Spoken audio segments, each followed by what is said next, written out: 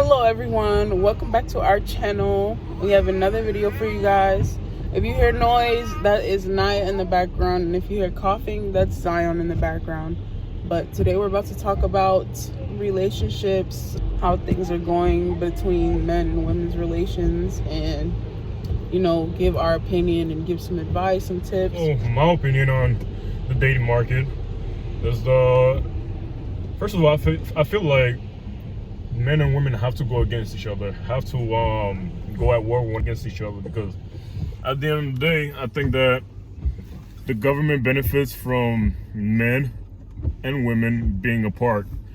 It's the same thing when two people are in marriage. When they divorce, who benefits? Yeah, the women benefits. Also, the government benefits, because it's better for two people to be separated and to go out and work, and the government getting taxes from two people than a man going out working and the women staying at home and taking care of their kids. Now, as far as how society is training people how to be nowadays, is that in today's society, technology is both a bless and a curse, and I feel it's a bless because we have everything in the palm of our hand. But at the same time, when you go on social media, it's toxic because it's teaching you all the wrong things, and it's putting ahead of women all the negative and everything that's not going to benefit them in the long run. The old days, people didn't have that much options in the palm of their hands, where they can just go on Instagram, go on Facebook, and get message from multiple of guys that's trying to get in their pens. So they had to work their relationships out, especially if they had kids. They know the benefits of raising kids with both parents being in the household.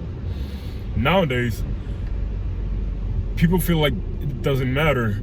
They would not rather work things out and just leave or separate and just break up, where if you're in a relationship, it's not always going to be good days, and it's going to be negative, bad days too. There's always going to be some arguments, but know that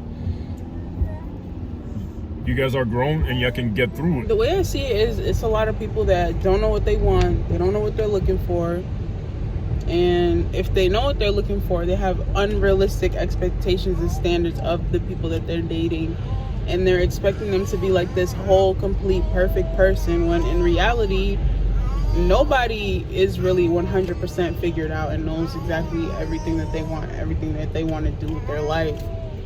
Some people, they think they do. They have a whole plan and everything like that, but everything doesn't always go to plan. But I think it's just more like a whole bunch of stuff going on with no real guidance or guidelines, just doing stuff and then feeling it out, and whatever works for you, they just go with it, which could be fine. It just depends on what you want for your life. But if you want a certain thing for your life, you have to be prepared for that thing and be what that thing wants. Yeah, but also in the Bible, it says that we're not perfect. We're not perfect human beings. Also, you keep on looking for money in somebody. Okay, cool. You may have that money. Even the richest people have money, and those women are not satisfied. Even those men may not be satisfied with those women. So you gotta look for other materialistic things, like realistic things. Like if that person makes you happy, if you have good communication, good connections, if you can work as a group, because it's partnership. It's partnership. It's like two people. How can I say this? Two people working together as one unit. Thank you. And that person has to be your best friend. Has to be your lover. It has to be your partner. It's more than just, I need somebody that makes $100,000 a year and forget everything else. That's back to what I was saying. You have to have realistic expectations and realistic standards.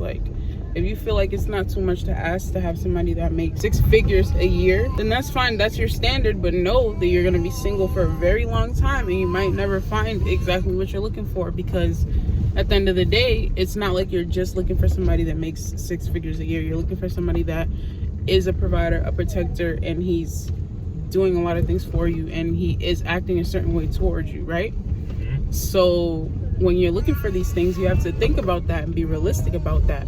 A lot of these 6-figure earners don't care about people. And even if they do care about people, you know, it's never a guarantee that that's going to be exactly what you want. When you get what you want, you realize maybe that's not what I want. Yeah, but also too, if you're making 6 figures, right, and you want to have family, and then you value time with your partner, that person is just gonna be working a lot. It's barely gonna have enough time for you. Also, there's not a lot of men that make 6 figures. There's not a lot of millionaires, and women don't realize that there's not more men than there are women. There's way more women than there are men, and as time goes on, the numbers of men decrease. So there's gonna be way more women out there looking lonely, being lonely, wanting 6-figure men, and that's just not realistic.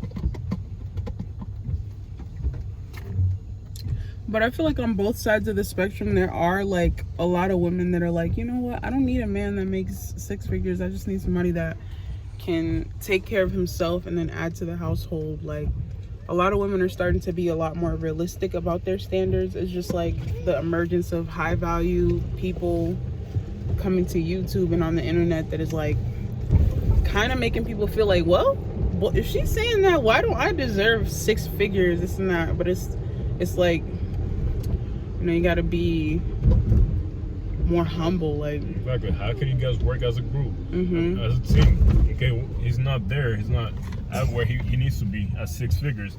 But if I work with him, how can he improve himself? How can he make more money? That's my take on relationship nowadays, and why we as a society are failing, and we as a society can't be in a long-term relationship. Relationships don't even last longer nowadays. Even marriages don't even last long nowadays. So it's all going downhill from now,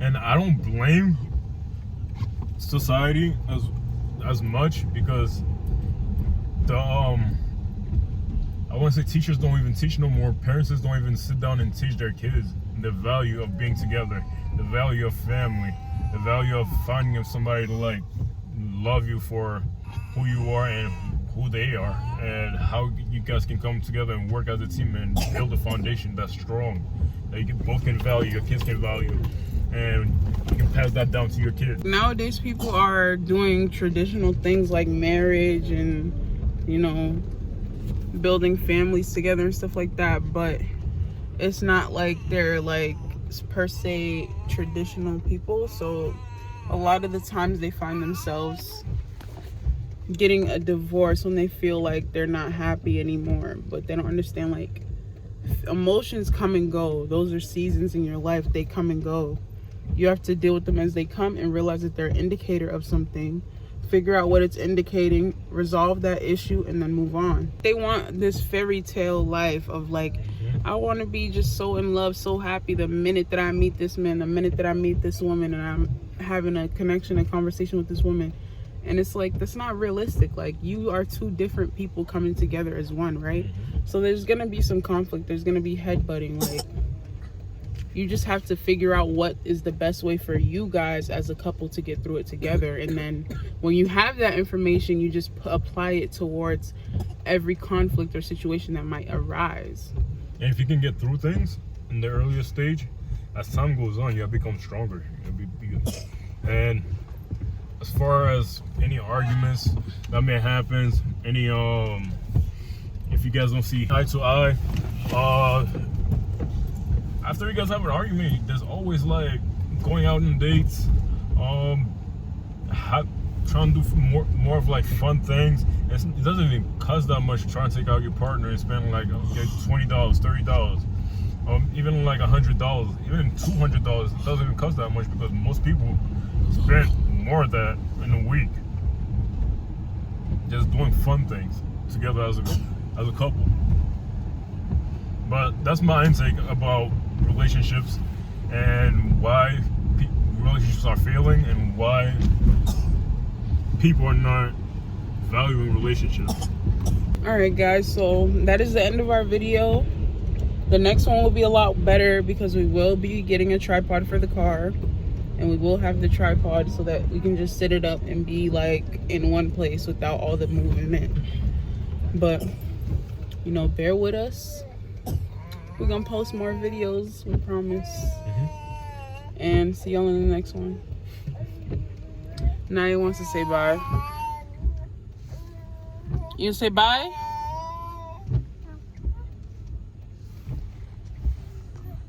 Bye.